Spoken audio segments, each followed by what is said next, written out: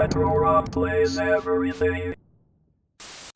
Hey, Rob here, and welcome to Sorry Atari, where every week I play another game poorly, and oh, how poorly I'm going to play this. This is 1983's Kool-Aid Man by M Networks.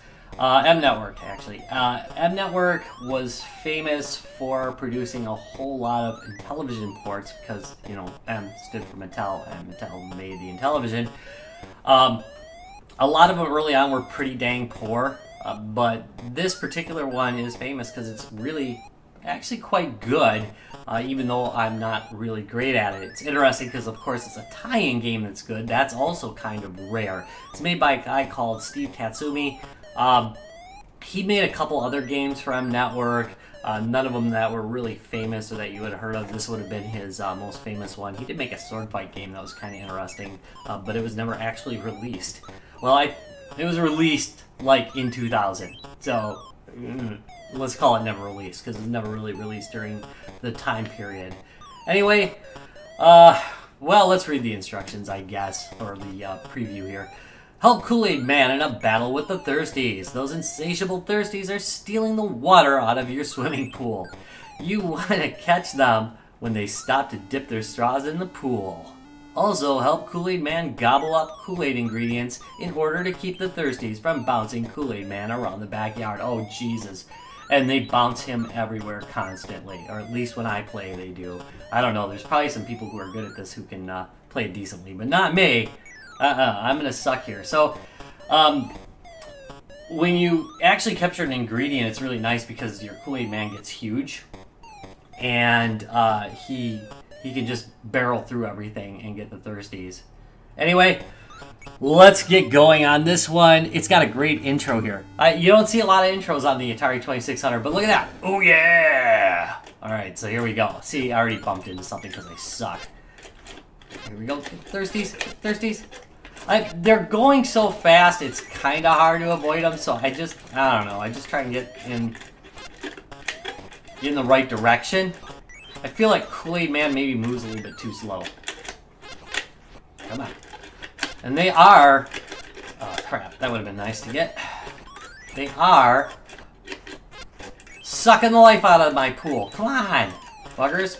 Another thing about it is because there's so many colors on the screen, it's very easy to keep losing track of your Kool-Aid Man and where he's at. There we go. Come on. There.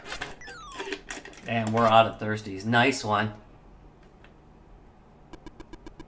There's a chicken dinner. Alright. Oh yeah! So I did pick up an ingredient. Now I'm big and I can go capture those Thirsties. Come on. Oh, come on. Oh, awful with this. No, don't. I'm just bouncing back and forth. There we go. Sometimes you get lucky and it just bounces you right into them, but I'm not being that lucky this round. There we go. And game over. That was it. That was Kool-Aid Man. Like so many Atari games, it just ends too soon. It's actually a pretty fun game. It's not really bad. The controls are a little bit rough as far as you do feel a little bit too slow to be able to keep up with the gameplay. But there are people who can do it, so it's probably just my horrible capabilities. It's got a lot of color. It has a whole lot of game mechanics in it. And it has an intro. I mean, what else can you ask for? This one's a little bit more expensive. At one time, we thought this was kind of a rare game, at least in my area in Wisconsin. It isn't terribly rare. You can often pick it up for around $5. I got mine like super cheap and a lot for like $1. It's like every game was $1 a piece, so I grabbed a bunch. Anyway, pretty good game, well worth picking up. I mean, even for a few bucks, at least it's something different to play on your Atari. It's not like other games, so check it out. Thanks for watching. See you in a couple days. Bye.